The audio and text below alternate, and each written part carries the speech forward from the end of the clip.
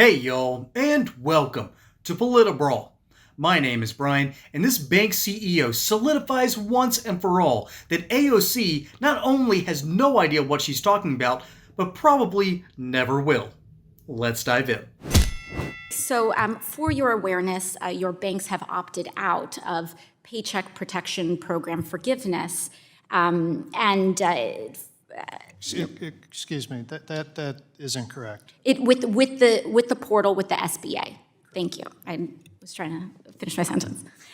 Now, I would like to zero in a little bit on Bank of America. Mr. Moynihan, are you aware of how many PPP loans your bank has facilitated on behalf of its customers? About 400 and almost 500,000, and 95% are forgiven or repaid already. Mm-hmm. And we're finishing up the rest of them. How many of those loans, in terms of the percentage, have those loans been forgiven in full as opposed to in part? The ones that are forgiven are mostly, vast majority be forgiven in full. In full. What we're starting to see here with some reporting in The Intercept, and this is just one reason why I was curious about the numbers, is that we're starting to see that Bank of America is refusing to forgive some PPP loans in full, but in terms of the portal that Bank of America have set up, it's very difficult to appeal these decisions. And in fact, what we're seeing is that Bank of America had pre-populated a forgiveness amount in their portal, sometimes drastically lower than small business owners had anticipated and had qualified for. And in instances where these small business owners have documentation, there's very little recourse or appeal. Does your portal make it easy to appeal their decisions so that after 2 attempts, the SBA can then take over the case? Borrowers can appeal. 95% of the loans are forgiven and repaid today, so we're only talking about 5% of the loans, and a substantial part of those are going through the appeal process as we speak. And so the borrowers can appeal, and we're in the process of finishing up that last 20,000 or so loans. It's a small amount of loans, and they're finishing. And to certify that 95% is a full forgiveness amount percent? Forgiveness and repayment. Some of them, full forgiveness, not partial. The vast majority are full forgiveness, but I can get the data to you. So is the 90? I apologize, not to belabor the point, but is that 95% a partial loan forgiveness or a full loan forgiveness rate? They're getting what the borrowers are applying for the forgiveness entitled in the program. 95% of them have gone through or repaid, and the vast majority of them are full forgiveness, but they're entitled to what the program designed. The government designed the program, and we implemented the program very short notice. Mm-hmm. 500,000 people, 10,000 people working on this program. Mm-hmm. And Easter weekend working on the program to help those borrowers at the time.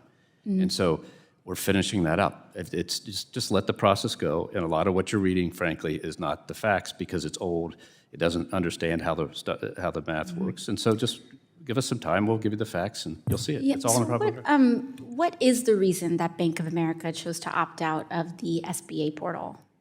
I can get somebody to give you that. I have no idea of whether, I told you before, I'm not sure we did or didn't, and I have no idea why they would have made the decision, but we are processing loans as fast as anybody. Okay, and I'm sorry, I'm just having a tough time.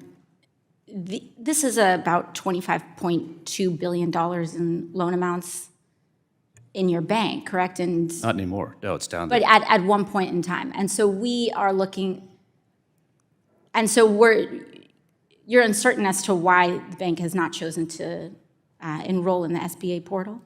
I said we will get you the information. The amount of loans we have left on this thing is a billion or so. It's down to very little amount. No worries. It's all paid back. It's all through. The team did a great job, and we're happy to supply the information to you need. It is better to remain silent and people only suspect you a fool than to open your mouth and remove all doubt. After all, make Alexandria bartend again, ladies and gentlemen. By the way, shout out to Scott. This is his hat, not mine. Neighbor friend of mine, thank you so much.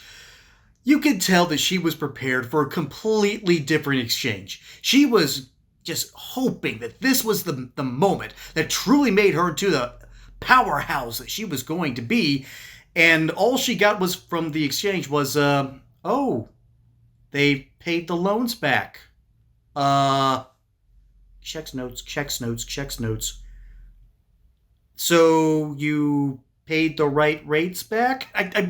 Seriously, this is the extent of her intelligence here. This is the extent of her research ability. AOC has a litany of failures over and over and over again. My favorite is the most recent one on the Fight Oligarchy tour. You know, the one where she flew around on a private plane with Bernie Sanders, who no longer calls out millionaires, just the billionaires. After all, now that he is one. Hey, y'all. Here's the deal. Gold loves President Trump.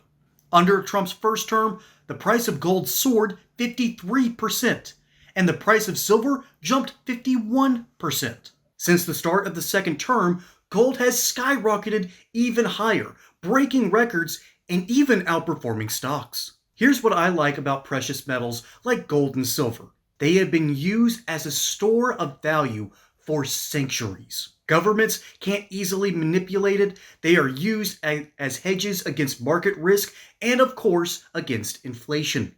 That's why I partnered with the amazing people over at Goldco. Goldco is an award-winning precious metals company. They are fans of this show, and they have helped millions of Americans just like y'all to purchase over $3 billion in gold and silver. Right now, you can get a free copy of their 2025 gold and silver kit. On top of that, you might also qualify for their amazing unlimited silver bonus offer. So don't wait on this. Go to politibrawlgold.com to learn more. That's politibrawlgold.com or call 855-644-GOLD.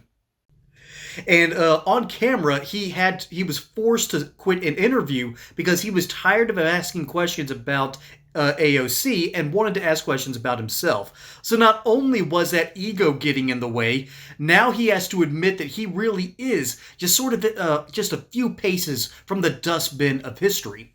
And AOC star is still rising, but this woman has no idea what she's doing. And in this exchange, she's expecting this CEO to fight her tooth and nail. She's expecting to have her moment because she just knows deep down that these bankers are just screwing over all of us. Which they are. Let's be honest. As a fellow millennial, unfortunately, I do have to claim her in my generation, AOC grew up right at the edge of the housing market collapse that was facilitated by big banks and Wall Street, and not to mention Democrats and Republicans who thought it was a good idea to deregulate part of Wall Street and then give people the ability to own homes that they could never fully repay. So, yeah, we've been burned by big banks in the past. That's nothing new. That's kind of basic American history, if we're going to be really honest. So she was fully expecting that she could catch this bank CEO in this catch-22 that, oh, you've given out all this money. Well, why hasn't it been repaid yet? What's still on your books? I think you're corrupt. And this is a result of truly bad educational policies. And again, this is something that happened to me when I was in elementary school. I happen to remember this. We were not taught basic logic. We were not taught to memorize anything. We were taught to regurgitate. Okay, we were taught that to use math in a different way. We were taught that, well, maybe you need to start questioning your history. I remember Al Gore speaking to a bunch of students saying that, I believe it was something along the lines of, anyone over the age of 25 is dumb. Okay, Al, whatever you say, buddy. Granted, I am now over the age of 25. I'm past the age of 30. Well, so is AOC, and oh boy, this really was the highlight of her career. Getting out there and trying to catch a CEO in a moment where he might say something dumb. CEOs, particularly bank CEOs, don't get to where they are because they just, they're good at fudging numbers. No, they're good at something called boardroom politics. That means he's able to command the respect of the people inside that boardroom. He's able to make tough decisions, and he's able to command from that perspective. That's something that AOC is just learning what that even looks like as a young representative here in this clip. She has not even been around long enough to understand how caucus politics work. That's what happens when you take someone straight from the barkeep and make her into a U.S. Congresswoman. Okay? It's good for you to have some experience at the state or local level, particularly the state level. That's where you get to cut your teeth and really get to see if you're made for making good legislation. Most legislators actually come out with one cool idea. They work tirelessly to get that one idea passed, and then once they're tired of the process, they usually move on. That's what typically happens. But no, the DNC thought it prudent to find someone who is a bit of a firebrand, even though she's a bit of a brainlet as well, and make her into a national superstar. And boy, has it backfired for the Democrats. Now they think that this woman is going to be able to take the reins from Nancy Pelosi, or even crazier, run in 2028. Oh boy, just read the hat, ladies and gentlemen. Just read the hat. It says everything you need to know.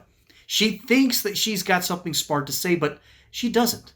She has not learned what good legislative policies are like. She has not learned what good rhetoric is like. What she has only learned is the language of outrage. And this is something that's pretty easy to master if you buy in, or at least even bother to buy in, into the leftist talking points that you are indeed a victim.